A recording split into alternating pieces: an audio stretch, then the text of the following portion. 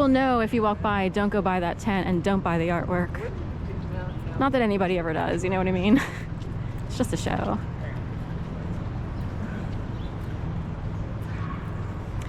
I mean business. It's more than that. I've been in contact with the Attorney General's office of Delaware regarding my age of 17. Because it is ridiculous how premeditated a few people are who aren't even part of the cold bloodline and got to reap a lot of rewards from the cold bloodline. Leeches. It's funny because they don't seem like leeches. It looks like they're kind of sort of working. But they suck so much blood out of my dad's bank account, and they aren't even related, but they want to blame someone who needed help. Not me, someone else in the family. Can you guess why 2 daughters needed help? Because we were beaten to a pulp by their tactics.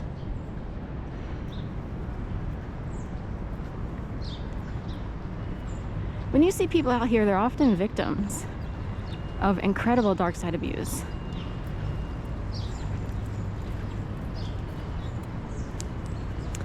So, good morning, America. It is Saturday, October, 12th? Thank you.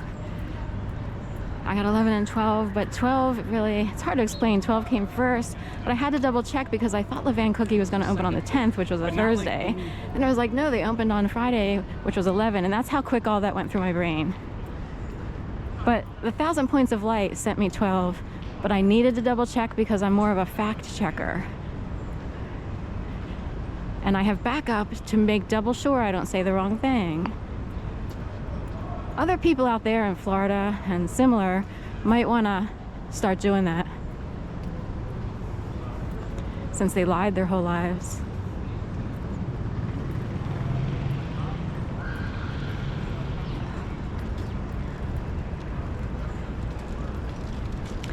So I wanted to give people fair warning of an artist down here. Do not, I say, with all due respect for my own life, do not patronize them. It was a setup yesterday. They try to incite people. This is considered technically a public sidewalk. They have Friends of Rittenhouse, but this is an open to the public event. You can film, people take phone pictures and all that stuff, but they have to raise Cain and be a problem. They might even be, are they this one or that one? I'm wondering if they're marked by this street lamp.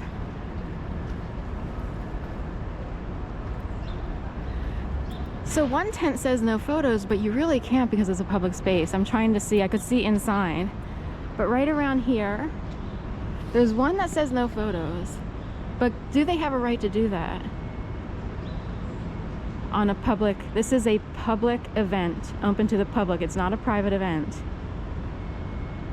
They're the only people who say no photos. So you show up to a public event,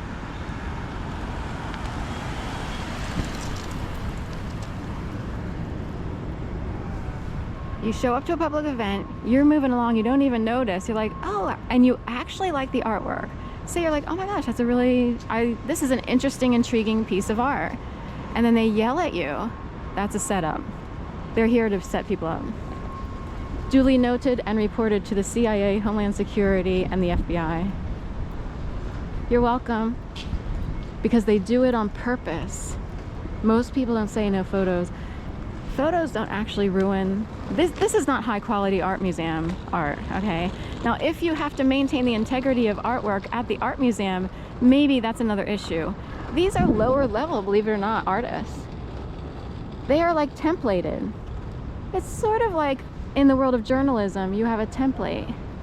And you know, I'm gonna start with, you know, this template. I'm gonna use this intro and then I'm gonna write it out. You need a formula to be able to write clear, concise prose for, say, journalism, because you need to get to the point quickly in good journalism.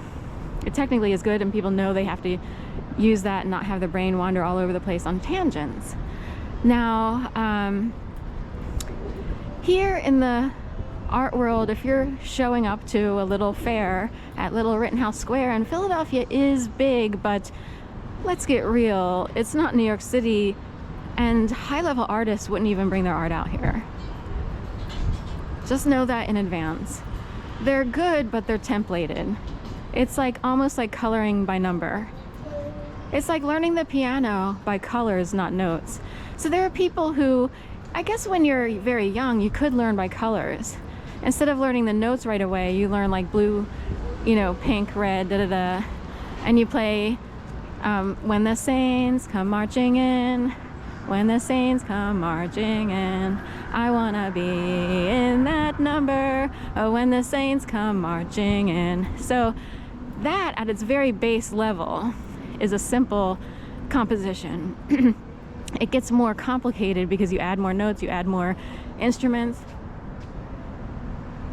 and so forth and so on. We have to trick people because that's how bad it is in Philly. Make it left again. So anyway, some people learned even into adulthood to play by color. Now you could wonder, like, is there an issue like dyslexia or, but there isn't. They just learn to play by color because they have to be part of a party. They have to be the person at the Christmas party who puts on a show and looks greater than she is. Those are people who know how to put on a show. Then there are people who spend years with music theory and learning all different types and styles of music, how it's created. So when the Saints Go Marching In would have, you know, 100 other symphonic band members or orchestra members tuning in to play, and they all have different music sheets. They're not all the same because they are filling it in. So here's the difference. Someone who still plays by colors is hollow inside. Someone who learned how to really play music, write music, look for every phrase, be able to, you know, play and think and, you know, press the pedal and be coordinated. Those are people who are filled up. That's the difference between the abusive people I experienced in my upbringing and someone like me. I'm actually filled up even though I was abused heavily. They are still hollow. And so is the artist with the no photos signage, who had to be a little over the top. Instead of saying, oh my gosh, I'm so sorry, we put signs up, they have to pick a fight. There is a difference. They do it on purpose. Someone who genuinely put those photos up would say, I'm so sorry, I don't want people taking photos because of this, that, and the other. I use oil, whatever they use, and they think a camera would actually affect it, which it doesn't. It's actually worse being out in the elements like this at Rittenhouse Square, and it's been raining a lot here every time they show up, so they have to cart their artwork out here. That puts it in greater damage, but they're more desperate, so they show up here in hopes of selling. You see what I mean? Let's put it into perspective. If you're showing up to an art show, there's a couple things. One, you desperately want to sell your artwork. You have to pay to be there. Or you want to be part of an instigator group,